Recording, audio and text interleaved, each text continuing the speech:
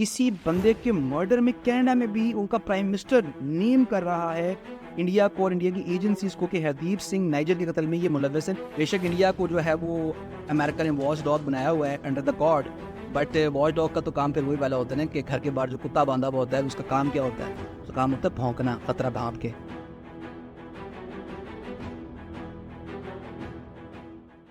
Hello अस्सलाम वालेकुम Pakistan, this is Anne's कमाल और आज आपको दोबारा खुश आमदीद है एक और मज़ीद इन्फॉर्मेटिव वीडियो के अंदर। आज हम जो है वो तकरीबन 3 टॉपिक्स डिस्कस करेंगे। फ़र्स्ट ऑफ ऑल हम डिस्कस करेंगे जो JF-17 थंडर ब्लॉक 2 और ब्लॉक 3 दुबई एयर शो में गए उसके हवाले से, और फिर इंडिया का जो हाल तेजाज़ है वो भी गया हुआ है दुबई एयर शो के अंदर, उसके हवाले से भी बातचीत करेंगे। देन हम डिस्कस करेंगे जो इंडियन नेवी के सेलर्स पकड़े गए हैं कतर के अंदर, एस्पेनाज के अंदर और स्पाइन के अंदर, उनके हवाले से डिस्कशन करेंगे।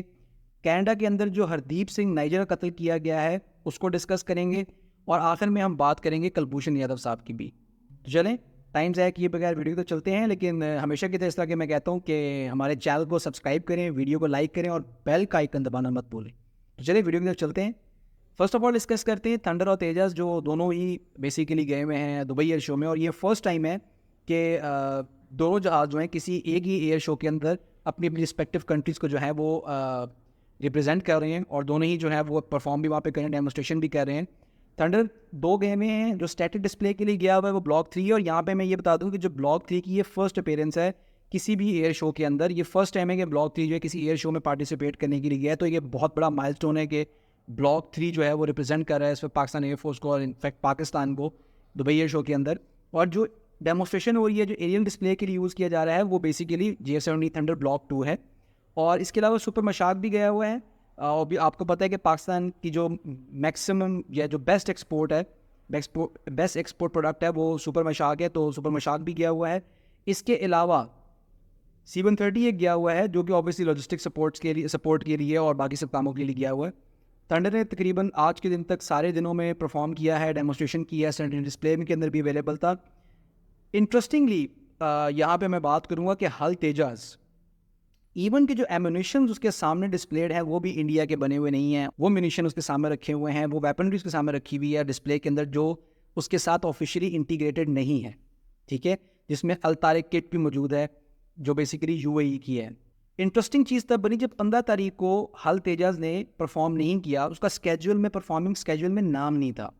तो हमारे जो नेबर्स हैं ईस्ट के अंदर उन्होंने ये बात कही कि ये तो पहले से प्लान था कि तेजस आज जो है फ्लाई नहीं करेगा, लेकिन उस वक्त भी खबर ट्विटर के ऊपर ये आई थी कि तेजस के अंदर कोई टेक्निकल प्रॉब्लम हुई है जिसकी वजह से वो फ्लाई नहीं किया। बट हमारे जो पड़ोसी हैं उन्होंने ये कहा कि नहीं, तो पहले से शेड्यूल था, ऐसी कोई बात नहीं थी, उन्होंने इसको कवर अप किया। मगर आज आप तो वीडियो ये ऑब्वियसली अगले दिन देख रहे हैं, लेकिन 16 तारीख को जिसके अंदर जिस परफॉर्मेंस के अंदर और शेड्यूल के अंदर तेजस का नाम भी था, उससे रनवे पे पहुंचा है, टेक ऑफ किया, फ़ौरन लैंडिंग कर दी क्योंकि उसमें कोई टेक्निकल ग्लिच हो गया था। और ये बात हम नहीं आपको बता रहे, जो दुबई एयर शो में सारे फोटोग्राफर्स गए हुए हैं, एविएशन एक्सपर्ट्स गए हुए हैं, वो भी बात की रिपोर्ट कर रहे हैं।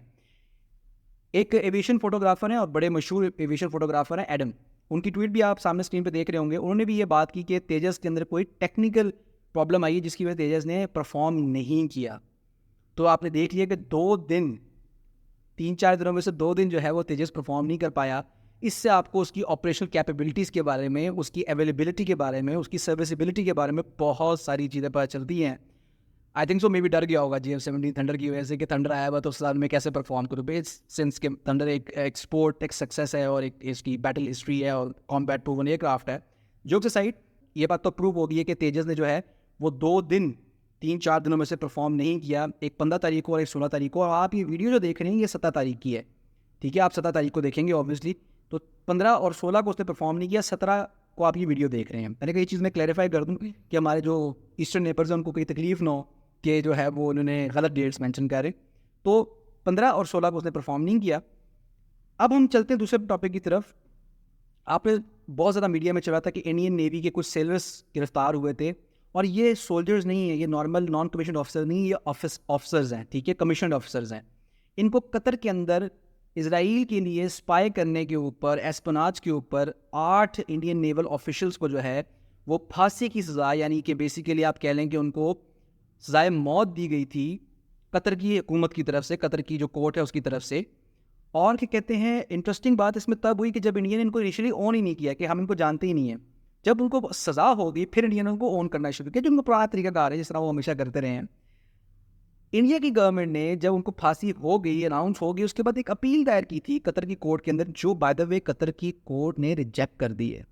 तो यानी कि इससे ये पता चलता है कि इन 8 लोगों की फांसी स्पाइन के अंदर फॉर इजराइल ये कन्फर्म है। तो एक तो ये बहुत ही क्रिटिकल डेवलपमेंट है और बहुत बड़ी इंटरनेशनल एम्बैरसमेंट है इंडिया के लिए कि उसके 8 नेवी के अफसर जो हैं वो किसी दूसरे मुल्क में इजराइल के लिए स्पाई करते हुए पकड़े जाएं। तो बहुत सोचने की बात है और शर्मिंदगी का मकाम है। तो अगला जो अपने टॉपिक डिस्कस करना है, और इसका ये तसलसल इस टॉपिक है, ये भी वो ये चीज़ है कि कनाडा में आपको याद होगा कि जस्टिन ट्रूडो जो उनके प्राइम मिनिस्टर हैं, उन्होंने एक उनके पार्लियामेंट में स्पीच की थी कि हरदीप सिंह नाइजर जो कि खालिस्तान तहरीक के बड़े प्रोमिनेंट लीडर थे, उनके कत्ल में भी इंडिया की इंटेलिजेंस एजेंसीज का हाथ है। और ये बात मैं या कोई ऐसे बंदा नहीं कर रहा, ये कनाडा के प्राइम मिनिस्टर बात कर रहे हैं।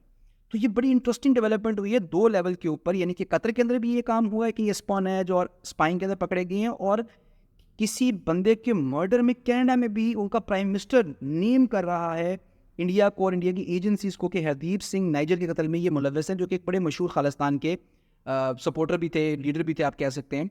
और कैनेडियन सॉइल के ऊपर, बाय द वे वो बंदा ड्यूल नेशनल था, ऑब्वियसली कैनेडियन नेशनल भी था और इंडियन नेशनल भी था, तो ड्यूल नेशनल था, उसको उन्होंने कनाडा की सरजमीन पर कत्ल किया। तो ये 2 बहुत ह्यूज एम्बैरसमेंट्स हैं इंडिया के लिए जो रिसेंटली हुई हैं।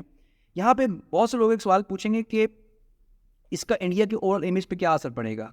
तो ऑब्वियसली इंडिया की इमेज पे तो बहुत बुरा असर पड़ेगा, बहुत बुरा असर पड़ेगा। और इसके सिर्फ टेक्निकल लेवल पे इम्प्लीकेशंस नहीं होंगे, इसकी स्ट्रेटेजिक लेवल पे भी इम्प्लीकेशंस होंगे। और पूरी दुनिया, और मैं आपको यहाँ पे बात कैटेगोरिकली बता दूँ कि कनाडा जो है वो 5 आईज का हिस्सा है। 5 आईज ऑब्वियसली एक इंटेलिजेंस अलायंस है जिसके अंदर बड़ी बड़ी कंट्रीज शामिल हैं, और वो सब कनाडा को सपोर्ट कर रही है। ये जितने मर्जी हमारे पड़ोसी ये कहते रहे कि इससे कोई फ़र्क नहीं पड़ता, इंडिया का एक ग्लोबल इमेज है, फ़र्क पड़ता है, तभी तो वो रिस्पॉन्ड कर रहे हैं, ठीक है, फ़र्क पड़ता है। और अगर कोई ये समझता है कि इंडिया कनाडा को रिप्लेस कर सकता है, क्योंकि हमारे बहुत से पड़ोसियों का ये ख्याल है कि जो है वो इंडिया जो है वो कनाडा को रिप्लेस कर सकता है, तो ऐसा मुमकिन नहीं है। कनाडा 5 आईज का बहुत इंपॉर्टेंट अलाई है। बेशक इंडिया को जो है वो अमेरिका ने वॉच डॉग बनाया हुआ है under the God, but watch dog का तो काम फिर वही वाला होता है ना कि घर के बाहर जो कुत्ता बांधा हुआ होता है उसका काम क्या होता है, उसका काम होता है भौंकना, खतरा भांप के।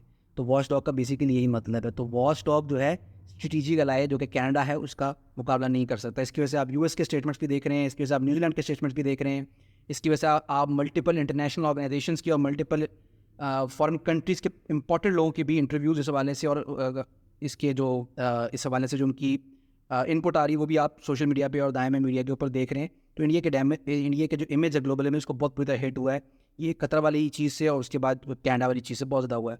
यहाँ पे मैं एक चीज़ इंपॉर्टेंट जिक्र कर दूँ, पाकिस्तान जो है वो बहुत अरसे से ये बात कर रहा है कि इंडिया जो है वो दहशतगर्दी के वाक़यात में, टारगेट किलिंग में मुलव्वस है। पाकिस्तान ने बहुत दफ़ा मल्टीपल टाइम्स जो है वो यूएन के अंदर भी और यूनाइटेड नेशन सिक्योरिटी काउंसिल के अंदर भी जो है वो मल्टीपल डोजेस जमा करवाए हैं कि इंडिया टेररिज्म की कार्रवाइयों में मुलव्वस है, स्पाइंग के अंदर एस्पोनाज में मुलव्वस है।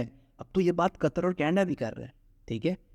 तो पाकिस्तान का आपको सबसे ज़्यादा मशहूर कौन है? कुलभूषण यादव, हमने उसको गिरफ्तार किया था और वो भी इंडियन नेवी का सर्विंग ऑफिसर था। मैं जस्ट यहाँ पे एक बात करना चाहूँगा कि फाइनली दुनिया को भी इंडिया का जो दहशतगर्दी का चेहरा है, तो इंडिया का दहशतगर्द चेहरा है वो अब नज़र आना शुरू हुआ है। और ये बड़ी सिग्निफिकेंट डेवलपमेट है, ना सिर्फ रीजन के लिए बल्कि पूरी दुनिया के लिए, बिकॉज इंडिया एक न्यूक्लियर पावर है। और अगर एक न्यूक्लियर पावर दहशतगर्दी के वाक़यात में फॉरेन लैंड के ऊपर किसी कंट्री के नेशनल को कत्ल करवाने में मुलव्वस है, तो ये पूरी दुनिया के लिए नमा फ़िक्रिया है कि इंडिया किस तरह की कार्रवाइयाँ कर रहा है under the so called umbrella of और प्रोटेक्शन ऑफ यूएस, क्योंकि इंडिया जो है वो यूएस का अलाई है अंडर द कॉर्ड, और उसको जो है वो क्या कहते हैं एक सम सॉर्ट ऑफ अम्ब्रेला दी हुई है to contain China under the cord. लेकिन ये बहुत बड़ा लम्हा फ़िक्र है पूरी दुनिया के लिए कि वो पूरी दुनिया जो है ख़ासतौर पर वेस्टर्न वर्ल्ड जो है वो किस चीज़ पे इन्वेस्ट कर रहे हैं, और ये बाद में जाके फ्यूचर में जाके काफ़ी प्रॉब्लम क्रिएट कर सकता है पूरी दुनिया के लिए। मैं आखिर में इसी वीडियो के आखिर में कुलभूषण यादव साहब का कन्फेशन स्टेटमेंट जो है वो वीडियो में अटैच कर रहा हूँ, इसको लाजमी देखिएगा। टिल देन हमारी वीडियो को लाजमी लाइक करें, चैनल को सब्सक्राइब करें और बेल का आइकन आप लाजमी दबाना है। बेल का आइकन दबाए बगैर आपने जाना नहीं है, ठीक है। Take care, stay blessed, Pakistan जिंदाबाद, पाकिस्तान पाइंदाबाद, सबसे पहले Pakistan. Thank you. I am Commander Kulbhushan Jadhav, number 4155 Zulu. I am a serving officer of the Indian Navy. I am from the cadre of engineering department in the Indian Navy, and my cover name was Hussain Mubarak Patel, which I had taken for doing some intelligence gathering for the Indian agencies. I joined the National Defence Academy in 1987, and I subsequently joined the Indian Navy in January 1991, and I was commissioned into the Indian Navy and subsequently served in the Indian Navy till around 2001 December, when the Parliament attack occurred, and that is when I started contributing my services towards the gathering of information and intelligence within India. I live in the city of Mumbai in India. I am still a serving officer in the Indian Navy, and will be due for retirement by 2022 as a commissioned officer of the Indian Navy.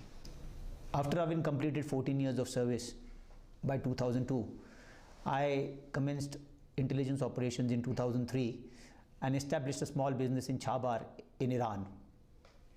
As I was able to achieve undetected existence and visits to Karachi in 2003 and 2004, and having done some basic assignments within India for RAW, I was picked up by RAW in 2013 end. Ever since, I have been directing various activities in Balochistan and Karachi at the behest of RAW, and deteriorating law and order situation in Karachi. I was basically the man for Mr. Anil Kumar Gupta, who is the Joint Secretary RAW, and his contacts in Pakistan, especially in the Baloch Students Organization. My purpose was to hold meetings with Baloch insurgents and carry out activities with their collaboration. These activities have been of criminal nature, these have been of anti-national, terrorist, leading into the killing of or maiming of Pakistani citizens also. I realized during this process that RAW is involved in some activities related to the Baloch liberation movement within Pakistan and the region around it. There are finances which are led into the Baloch movement through various contacts or various ways and means into the Baloch liberation, and the various activities of these Baloch liberation and the RAW handlers go towards activities which are criminal, which are anti-national, which can lead to maiming or killing of people within Pakistan. And mostly these activities were centered around of what I have knowledges of ports of Gwadar, Pasni, Jivni, and various other installations which are around the coast, damaging to the various other installations which are in Balochistan. So the activities seem to be revolving around trying to create a criminal sort of a mindset within the Baloch liberation and lead to instability within Pakistan.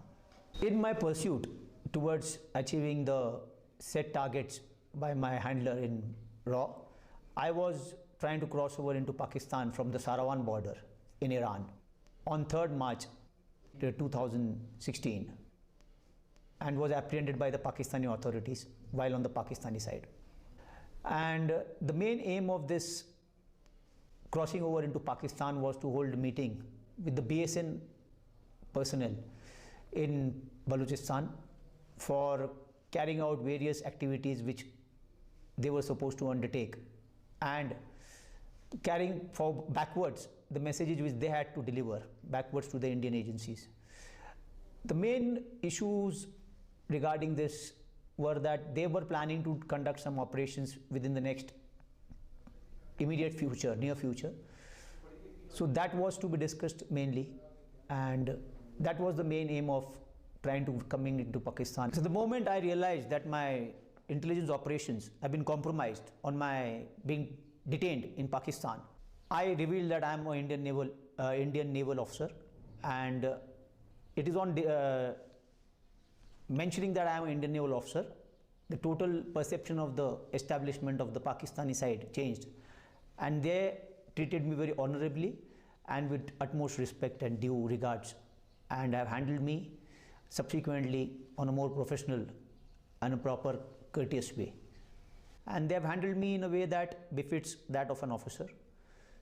And once I realized that I have been compromised in my process of intelligence operations, I decided to just end the mess I have landed myself in, and just wanted to subsequently move on and cooperate with the authorities in removing the complications which I have landed myself and my family members into. And whatever I am stating just now, it is the truth, and it is not under any duress or pressure I am doing it. It is totally out of my own desire to mention and come clean out of this entire process which I have gone through for last 14 years.